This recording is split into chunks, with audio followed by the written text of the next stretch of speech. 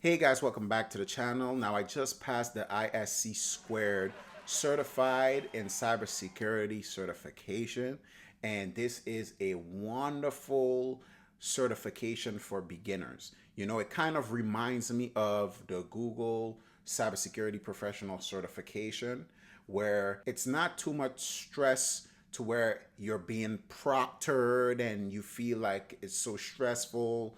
You're brand new into the field and you're worried about passing and failing and, oh, did I study right?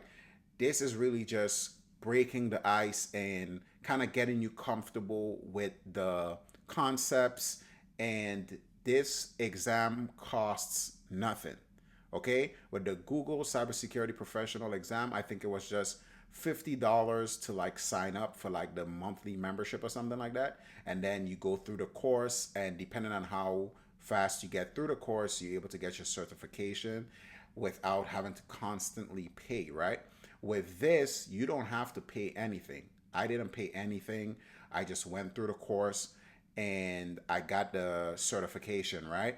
Now, I only did this because I just wanted to test my skills. You know, after you reach to a certain point in your career, you know, and you hear about these beginner certs and stuff, it's always good to go back and like just test out your skills and be like, you know what, like this is supposed to be a beginner cert. Let me see, you know, how much of a challenge, you know, that it gives me. And that's all it was for me, you know. And then once I found out it was free, I was like, okay, why not? And also, I'm trying, or I'm hoping to get the CISSP one day and probably do like the CCSP and stuff like that, you know, but definitely the CISSP. So, you know, going through this course kind of gave me like an overview of how ISC squared do their things, you know, how they structure questions, you know, how their training is and what to expect, you know, in some form when I start studying for the CISSP and stuff like that. So, like I said, this is for beginners. If you have no experience with cybersecurity at all, I actually would tell you to start with this even before the Google Cybersecurity Professional Cert. So I kind of would say, hey, start with this, do the Google Cybersecurity Professional Cert, then do the Security Plus. Because between this certification and the Google certification, you don't really spend no money. And then once you start to get ready for the Security Plus, then that's where you spend, I think it's like $300 or $400 for the certification. It was something like that when I took it. Okay. So, and then just a little background to let you guys know, you know, I have my Security Plus, I have the A Plus, Net Plus, Linux Plus, I have the CYSA Plus, Pen Test Plus, all that stuff, you know. And I'm in college. I should be getting my bachelor's in like the next couple months. I'm graduating and stuff. So I have a lot of basic experience, if that is a better term to use, you know, because I'm not a expert yet, right? So taking this exam was just me trying to see like, okay, am I actually really learning anything? You know, let me go through this course and see what my opinion is, right? And I definitely will say it was worth it. Now let's go over what to expect. Now, the first thing you are going to be doing is an assessment. And I think the assessment is just to kind of see where you are currently, you know, what's your skill level, you know, what you need to work on, because it's supposed to be like an adaptive learning, you know, and when you're submitting the answers, you have like a little bar at the bottom that you kind of like move to show your level of competency for that specific question. So if you're answering the question and you're like 50% sure or whatever the case may be, you could put it to 50. If you're 100% sure, you could put it to 100. And I think all those factors help in how the rest of the course will go and what you need to focus on. Okay. Now, there are going to be 5 domains. Okay. Domain 1 is going to be security principles. Domain 2 is going to be incident response, business continuity, and disaster recovery concepts. Domain 3 is access controls. Domain 4 is network security. Domain 5 is security operations. And then after that, you have like some case studies that you don't necessarily have to do. And then you have your course conclusion and final assessment that you can take. And then you also have flashcards and like glossary and stuff, so you could be able to kind of study a little bit after you go through the domains. All right. Now, once that is complete, you will get your certified in cybersecurity certification.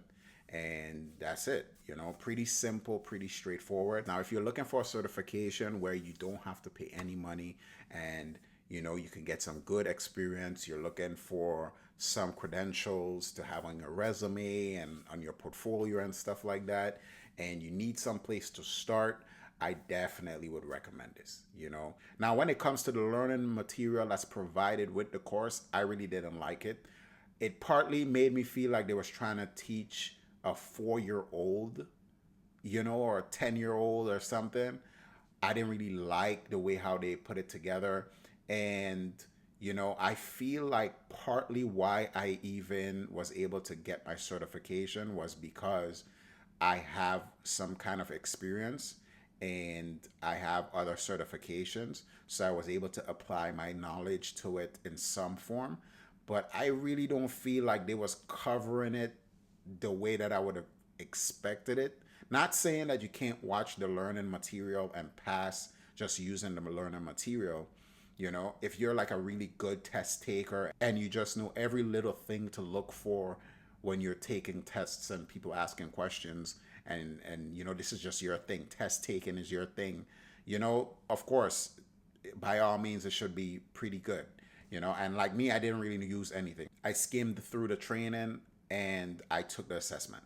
But yeah, I don't think the training was like the best. What I did like about the training was some parts was reading. Like you would do like one little part that might be reading, and like every page you read or every section you read, you have like a question, and then you might have to go back to reading a little bit, or they'll have like a quick little video. Like the longest video in the trainings was like 4 minutes.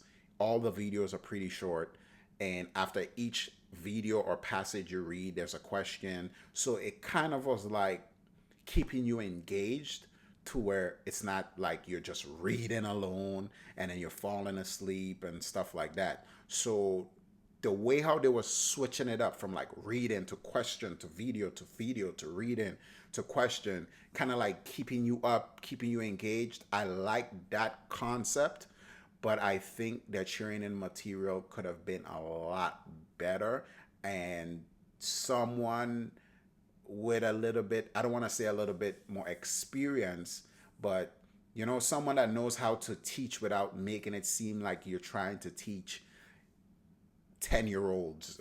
It just felt really childish a little bit. Didn't feel like you're trying to teach grown-ups or teach people this stuff, you know?